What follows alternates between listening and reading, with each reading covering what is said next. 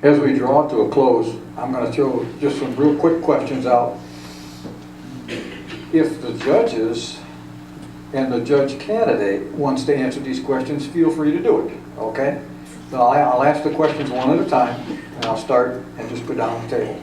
So the question to you, Eric, is what is the approximate population of Macon County? I believe it's around 34,000. Okay.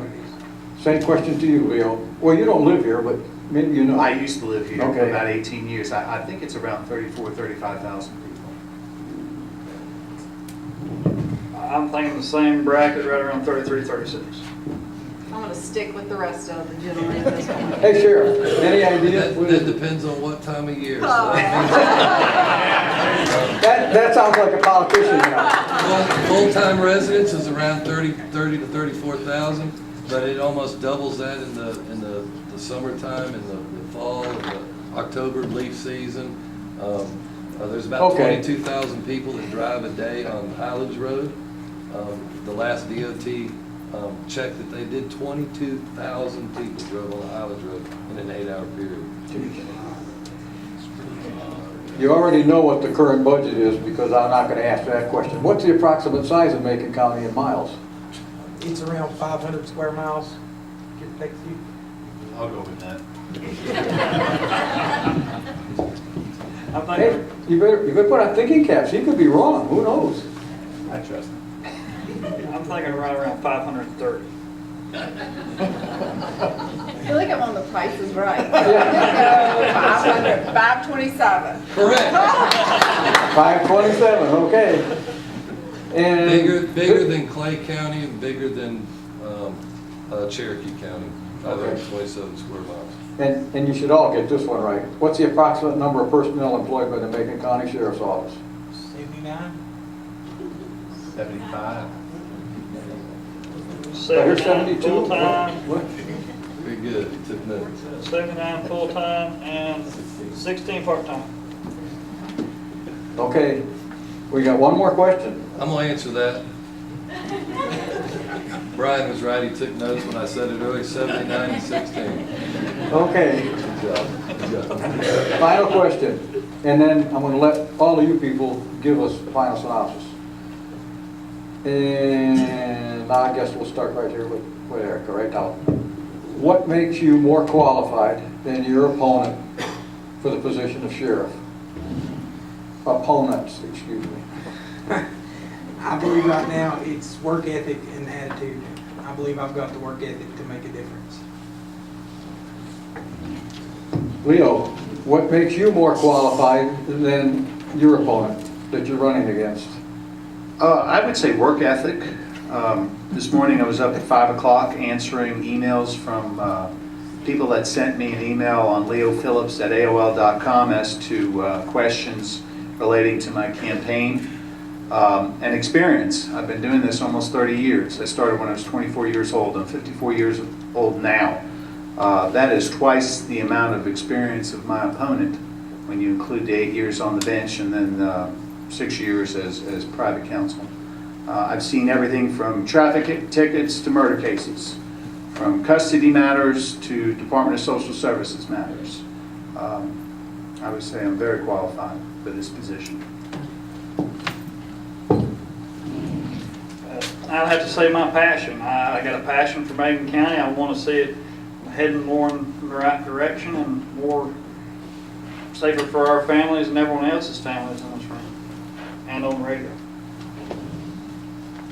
I would say it's my disposition as well as my involvement in the community as well as the court system. I am the same on the bench as I am off the bench. You could see me at the Ingalls, you could see me in this courtroom, and I'm going to treat you with the same respect that I would if I saw you outside of this courthouse as inside this courthouse. As to my best in the community, I've spent 15 years here. I got 2 kids. I'm vested in your school system. I'm vested in keeping your community safe. I'm also, you'll see me coaching youth basketball or down at the Ingalls or some of our festivals. I am everywhere in our community, and I have been for 15 years. I know our services, our strengths, I know our weaknesses. I know what the community, for the most part, hopefully wants in a judge, and I try to mirror that. When I took the bench in 2010, I asked several people whether they thought that I was ready for it and would do a good job for y'all. I went to law enforcement, I went to attorneys, I went to DSS, I went to the judges that were on the bench then. I wanted to make sure that I did a good job for you. If I don't know the answer, I'm going to find out. But I can tell you that I've spent the last 8 years on the bench trying to promote and protect not just your families, but our mountain community as a whole. And I do that because I live here, my kids are here, and I want this to be a good and a safe place. So I think that's what makes me better suited for the job, and I think that's why y'all elected me in 2010. One of the hardest things that I ever did was run for sheriff. And the reason that it was so hard for me is it's difficult for me to brag on myself. I don't like to do that.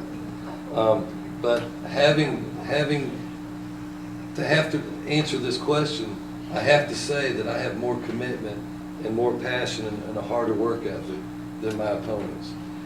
This has been my community. I live here.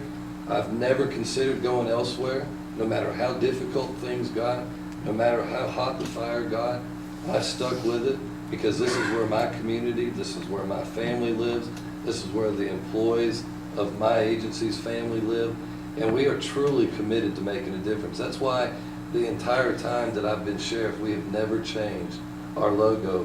Our motto is committed to making a difference because we absolutely are committed to making a difference. And I know more than anybody sitting at this table, the sacrifices that these men and women, that many of them are sitting out here in this audience, have put into this job. It's not because they get paid enough. None of them make what they deserve. All of them, including these men and this young lady sitting here, don't make what they deserve. They all deserve more money. But they've never given up. They've always wore many, many different hats within our agencies, and they've stayed committed to this community. And so my big thing would be my work ethic.